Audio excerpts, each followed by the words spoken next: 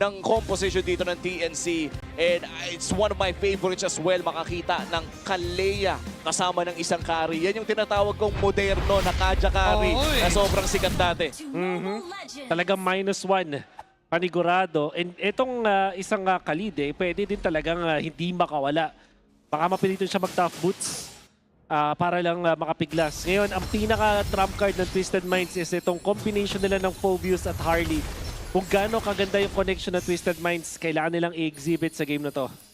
And I think si Benny QT magiging primary target dito. No? The moment that you get that deadly magic, as much as possible ay mabigyan talaga si Benny dahil mainit pa yan mula sa kanyang carry in game number 2. Kanina pa na malaya yung galaw ni Benny QT, and it's about time for Twisted Minds na tanggalin yung laya na yon courtesy of this Harley mula kay MP the King. But in contrary, ang ginagawa ng TNC, siya na naman yung hindi pinagpapahinga. As early as now, nagpapakita yung tatlong miyembro ng TNC at si Kaloy ay bibilin nila yung trip. Pero makaka-flicker out at makakapagdasal. Hindi nagbibiro ang TNC. At hinahanap pa nga nila si MP the King doon sa likod. Hindi pa naman first blood para dito kay MP instead. Si Saida pa yung nadelikado.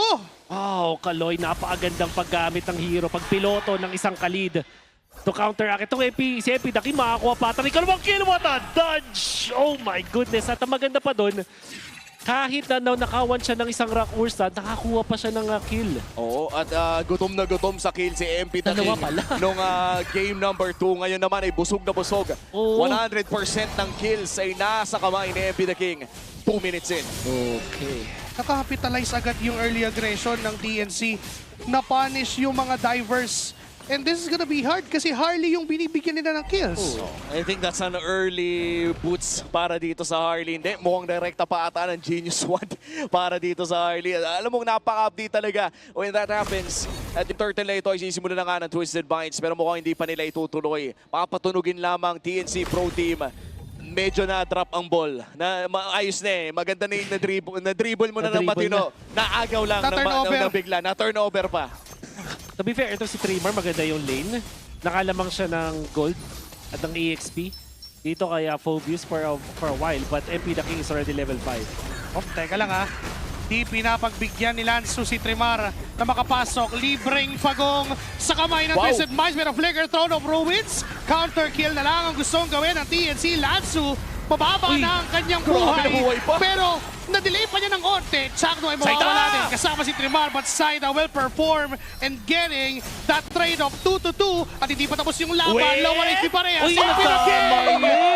Will die to the hands of Saida in a double. Mabubuhay pa. Kinagalawan si Sean. Soul 7 and even 12 pound.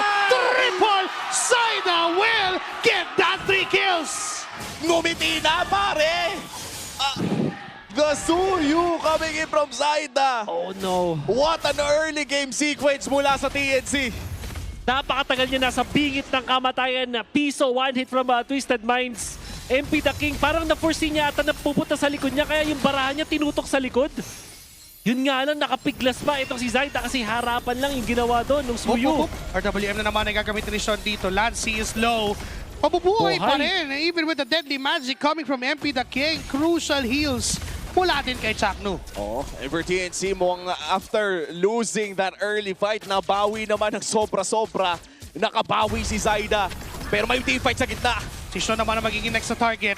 Gapizo na lang din yung buhay at mabubuhay pa. Pero si Kaloy inaalay ang kanyang sariling buhay para baligtas ang kanyang kampe. Puno ng laban, puno ng bawi. Si next bomb tayo ng Twisted at TNC. Ang lala ng mga piso. Yun yung pinaka nakaka-frustrate sa lahat. Lalo na sa composition ng Twisted Minds. They're a dive comp na gustong pasabugin agad ng mga members ng TNC. Pero yung sustain sa combo ng Alice Kalea, yung sustain mismo at kunat na natural dito sa isang Brave Smite Jushin. At syempre yung lifesteal mula dito kay Zaida, courtesy of the killing spree. Nagiging problema, ninakawan pa, harap-harapan. Yung katapat niya, this is such a good start para sa TNC. At itong good start na to ay mukhang itatranslate pa nila to a potential turtle fight. MP the King repositioning with that space escape, scouting out that LBM. At mukhang nga nakahawakan na nga ng TNC Pro Team. Ang pagong na ito, Trimar, nakatoka na sa turtle. And this will be the second turtle of the game. Si Chakmoy narin din sa may balbas. Again, this is the dangerous grass. May dagdag na kailangan i-check. Trevor, papasok na with a blood gleam. Sa likod ng punteriya, si Sean ang paggamit na ng RW MP the King will get that turtle done. At hindi pa tapos, Sean will die on the process. TNC ay humahabol pa, Trimar and Chakno. Pero mahirap habulin ang isang kalit na naka-skateboard. Kaya naman pipigilan na rin at lilipat ang TNC doon sa middle lane. Gusto ko lang i-appreciate si Lancy ng saglit, pare. Ang dami ng piso moments. Dami na. Nakakainis na. Parang, alam mo yung... May agimat eh. May agimat. Akala mo si Pedro Pintuco, pare. Buo aking loob eh. May agimat talaga, kaso ngayon si Kaloy hindi na uubra yung agimat pa kasi tutumba siya sa kamay ng tatlong miyembro ng TNC. Ngayon si Aul na naman ang nagiging next target. Napunti rin ni Chakno, Lancy, Crimson Beacon out. Buhay pa rin, Malapusa sa dami ng buhay. Akala mo may 9 lives kahit hindi sila yung galing doon. And Trimar ngayon na nasa mid lane, makakapag-sustain pa. Unti-unti nang mas nahihirapan pa ang Twisted na makakuha ng kill. Yun yung agimat. Ayun. Yung Hawak niya, elegant gem. elegant gem. Hawak mo ang gem. At si Trimar, sinubukan Oh, nilang no. patayin, makaka-flicker out pa kung si Lancy ay malapusa sa dami ng buhay. Si Trimar malakalabaw sa kunat. 2,000 code lead for TNC Pro Team. It's not even about the damage. Hindi tayo nabibigla sa damage ang binabato ng TNC Pro Team. It's the fact na ilang beses na nilang sinasalo ng mukaan yung mga ultimate ng Twisted Minds pero para bang hindi sila bumabagsak. Yung tatlong damage dealers ng Twisted Minds. Ang taas ng heart rate at ramdam mo yung gigil dahil ilang beses nakakapiglas yung mga members ng TNC wala sa kanila. Ang daming piso moments at doon na nakikita natin yung frustration ng Twisted Minds. Yung parang gustong-gusto mong makakuha ng kill at biglang napapasama ka pa. Hindi nagkakaroon ng tamang paggamit ng mga ultimates nila. At dahil doon na nawawala ng control ang TNC, ang Twisted Minds. Last turtle of the game at mukhang makakapag-setup na dito ang TNC Pro Team. Oy, pumasok agad si Lancy! Wow! Dire-diretso sa likod, Grabe. kaso alam na delikado na! Pumapatay siya sa kamay ng Twisted Minds and Sean ang makakakuha nun. Zaida, sumusubok pa compound play pero inabutan Oh, ni Lanzo no. at Kaloy.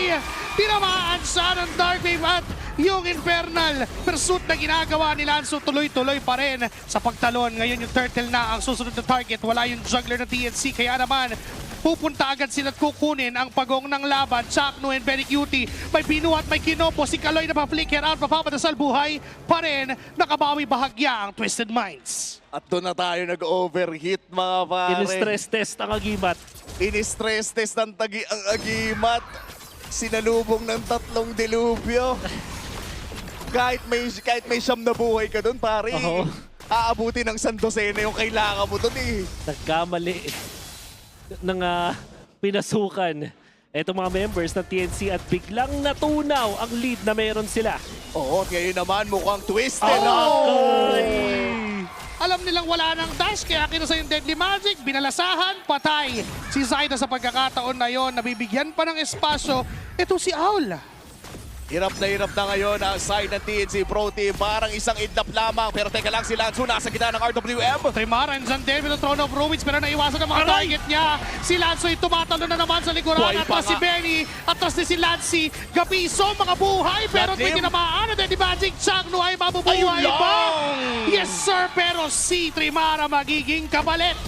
At nabaliktad na nga ang buhay. Ay weather lang. Weather lang. At yung bagyo ay bumagsak. Twisted Minds na may hawak ng lead ngayon, pare. Sabi nga ni Burrito, bilog ang ML.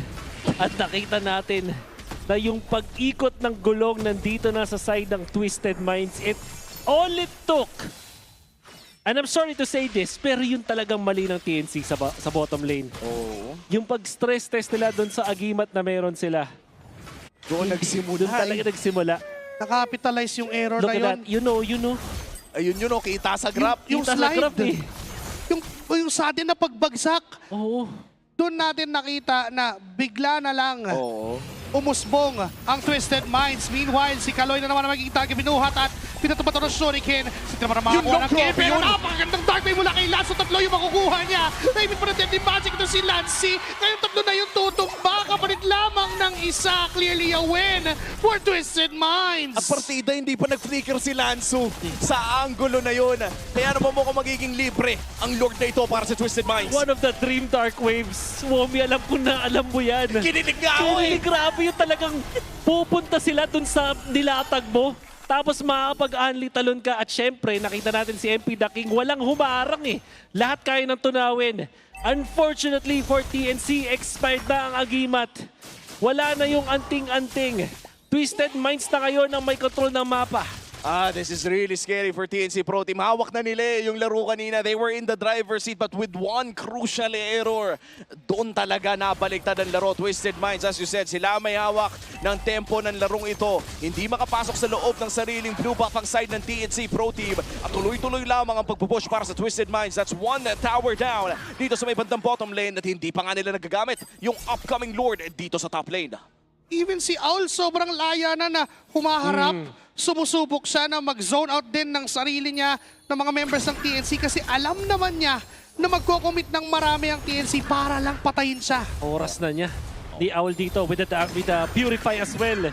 At paparating na rin dun sa threat ng Wind of Nature on top of Trinity na magiging problema na para dito kay Zaida. So far meron pa namang mga Holy Shields para sa TNC Pro Team. Makakahinga pa ng bahagya, aabot naman ang Holy Shield na ito at makakadepensa ng libre ang side ng TNC Pro Team. Pero dalawang tore ata mawawala sa kanila. MP The King looking for Lancy once again. Makakapag-Crimson Beacon palapit at walang babagsak on the side of TNC. Ayan, si Trimar nandito sa likod. May RWM na naman nagagamit. Sakto sa tatlo. Yung Throne of Rubens na yun, pero na-push pa rin at tumuloy pa rin. Kaloy nga lang ang mawawala sa kamay ng TNC, pero mag-aatrasa na Twisted Minds. That's the call para sa Twisted Minds. Dive bomb sa TNC. Di bali nang mabigyan doon si Kaloy basta makapag-push sila at 11 minutes into this game. Magbibigay ng advantage sa kanila dun sa pag-control ng mapa. At syempre, more time para makapag-farm sila. In fairness with TNC, itong composition na meron sila dito, pag nahanapan nila ng oras para makapag-farm at makaabot dun sa kung ano man yung power level ng Twisted Minds, tingin ko ito yung composition na kaya mag-turn around din ng isang game. Lalo na meron ditong pang-catch na hero si Chakdo. So kung merong mga way para ang TNC ay makabawi dito, sila naman yung mas maganda dapat yung execution. Oo. And so far yung damage naman, hindi naman masyado nagkakalayo ang ating mga gold laners. Punta pa lamang ng Wind of Nature, parehas na gold laner. Matapos ang kanilang Trinity na lock-in na rin. So far for the side of Twisted Minds, yung 5k gold nila nagtatranslate namang sa isang Wind of Nature kay Owl. And sobrang sakto niyan dahil wala pang Wind of Nature si Benny Cutie sa upcoming Lord fight natin. 20 segundos sa ngayon. Kailangan din talaga makakuha ng isang magandang pick-off si Chakno. Marami siyang magandang targets na pwedeng kunin eh. Si MP The King, nandyan din si Sean. Si Owl lang yung naka-purify from the side of Twisted Minds. So, may point na kahit pa si Kaloy o kahit si Lansu, pag nakuha niya ng mabilis at mapatay nila ng sobrang bilis with a span of 3 or 4 seconds, pwede nilang i-turn around tong laban. Swerte pa nga ata ang side ng TNC Pro Team na ang short lane nila yung tumutulak na mag-isa. Madali bantayan if you're TNC Pro Team. But for Twisted Minds, alam nila na may maliit pa rin silang kalamangan. Papatagalin nila ang pagsayaw dito. Pero si Kaloy ay nabibigyan na ni Lancy. Ibiblitz na ata nila yung Lord. Tinutuloy at binaburst, binamadali! Pero si MP The King nga talaga ang makakakuha noon. Ngayon tuloy na sa laban. Kaloy ang mawawala. Yan si Benny. Owl Blazing Duet sa gitna ng laban. Walang pumapatay sa kanya. Lancy ay mawawala na rin. Dark Wave mula kay Lansu. Tataloy. Papalayo. Buhay pa rin. Pero si Benny Cutie ang sumusubok ngayon. At sinusubukan niya patayin yung dalawa. Pero nakabuta ni MP The King. Saan ka pupunta? Nandito ako para harangan ka ngayon. Si Zaida na lang ang natitira para dumipensa sa TNC, my lord. Pangkasama ang Twisted Minds. It's 3 versus 1. At susubukan talaga May ni minions. Zaida na galawan. May minions sa magsuspawn. Makakadepensa ng saglit. Deadly Magic ay 3 sinasa. Kaya seconds. nakatutok na ang Twisted Minds. Oh my Sa God! pasyent, mapamatay pa si Zaida. It's Twisted Minds denying the reverse sweep. At magbabalik pa nga sa Twisted